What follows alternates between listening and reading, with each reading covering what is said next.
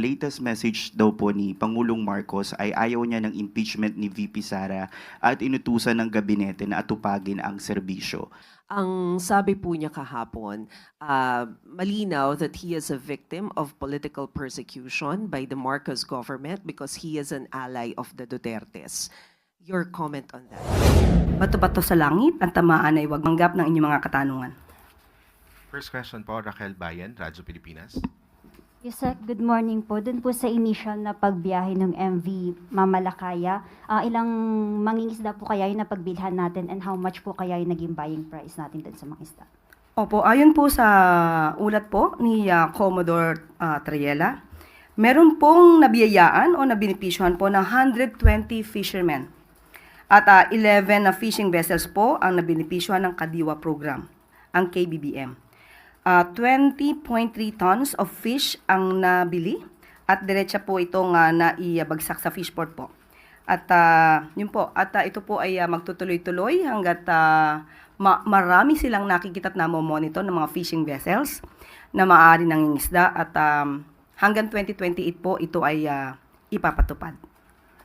Okay, so safe to say, Yusek, na until Marcos administration po magtutuloy-tuloy po yung pagpapadala natin ng sa West Philippine Sea. Yes, opo, para matugunan din po ang issue about food security.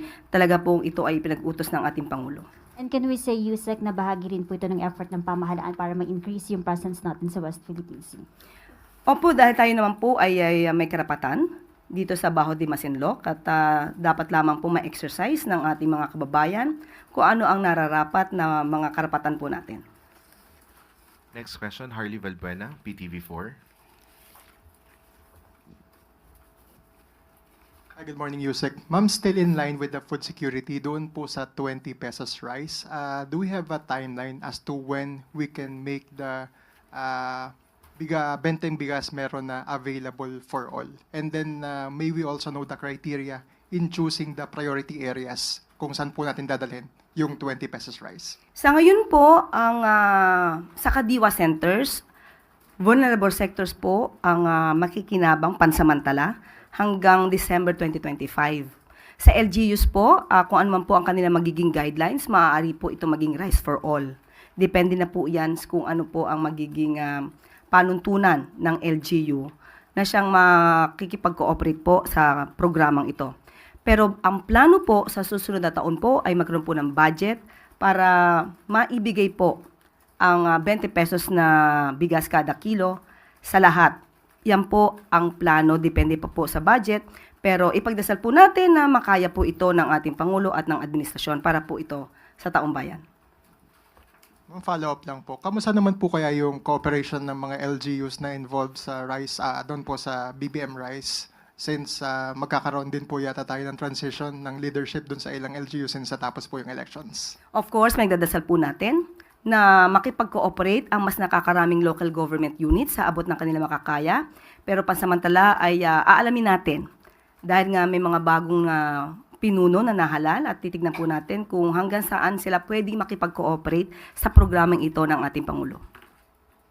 Next question, Maricel Halili, TV5. Magandang umaga, Yusek. Yusek, about the issuance of arrest warrant against former presidential spokesperson Attorney Harry Roque. Ang sabi po niya kahapon, malinaw that he is a victim of political persecution by the Marcos government because he is an ally of the Dutertes. Your comment on that, Yusek? Yan po naman talaga ang kanyang magiging naratibo, kanyang depensa. Pero hindi po niya sinasagot ng mabuti kung nasaan nga ba yung mga dokumentong kanyang ipinangako sa House of Representatives at the time na nagkaroon po ng hearing sa Quadcom. Hindi po niya natutugunan yon at kung ano man yung mga sinasabing di umano hidden wealth niya ay hindi pa rin niya po natutugunan. So paano po kayo magkakaroon ng political persecution? At tandaan po natin, korte mismo ang nag-issue ng valid warrant of arrest patungkol po sa kaso ng qualified human trafficking. At hindi lamang po yan. Meron po tayong nabalitaan na meron din pong pending case for alleged land grabbing sa Bataan. At ito po ay di umano'y nakapending sa Ombudsman since 2023. So, siguro dapat din po natin malaman ang detalye dito at ang katotohanan tungkol sa akusasyon ng mga 77 farmers patungkol sa di umanong land grabbing na ginawa ni Atty. Harry Roque. Ma'am, ano po yung magiging action on the part of government? Is it possible to coordinate with the Interpol para mapabalik sa bansa si former presidential spokesperson? Sa ating pagkakatanda, yan din po ang sinabi ni Yusek Nikki T ng DOJ, maaari po sila makipag-cooperate at makipag-coordinate sa Interpol patungkol po dito. So, abangan na lang po natin kung ano man po ang magiging aksyon ng pamahalaan sa pamagitan po ng DOJ.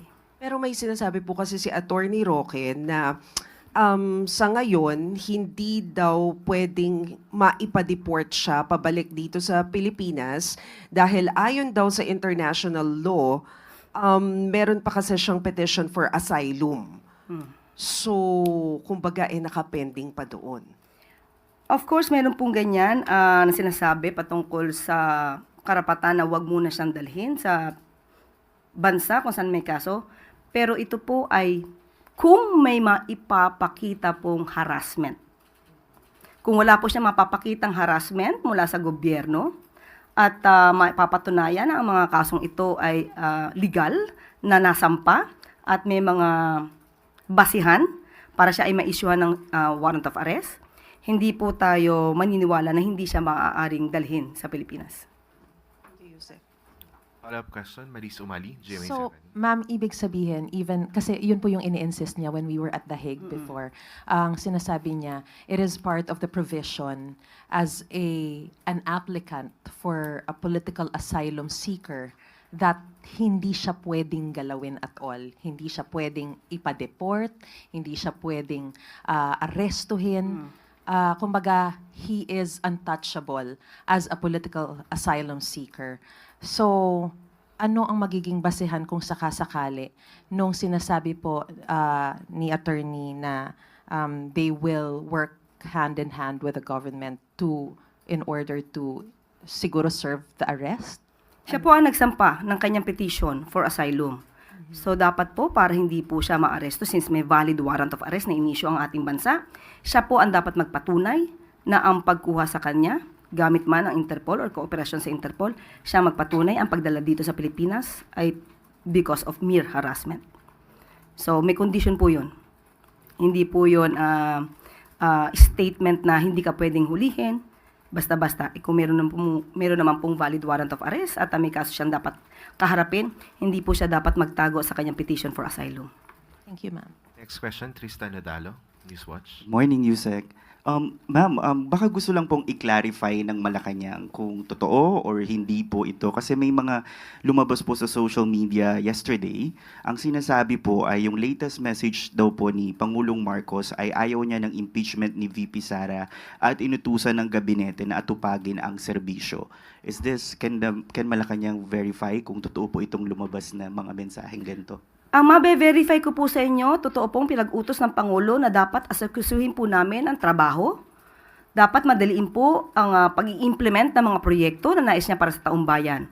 Pero pagdating po sa impeachment, yan po ay nasa kamay na po ng Senado. Nasa kamay na rin po ito ng mga prosecutors. So hayaan na lang po natin yung prosesong dumaloy ng normal. Thank you po. On another topic lang po, yung si Senator Bato de la Rosa, medyo nag-react po siya doon sa yung pag-welcome ng pala sa legitimate opposition, pero parang lalabanan yung mga obstructionists. Ang sabi po ni Senator de la Rosa sa interview po namin ay yung hindi raw po haharang yung Duterte block sa mga programa at batas. Pero sana raw po, sabi niya, kung gusto nila ng magandang samahan, magandang cooperation, do not start with warning or threatening the senators. With all due respect to Senator Bato de la Rosa, bato-bato sa langit, ang tamaan ay huwag magalit. Unang-una po, wala tayong pinangangalanan kung sino man. Ito po ay pangkalahatan. Ang nais po natin sa taong bayan ay huwag maging obstructionist para magtuloy-tuloy po ang mga gandang proyekto at programa ng Pangulo at ng administrasyon. Wala po tayong tinireten. Wala po tayong tinireten na senador. Sana po ito ay napakinggan man lang sana niya yung mga words na aking nasabi para siguro po maiiba ang kanyang impresyon at ang kanyang tugon kung nadinig niya yung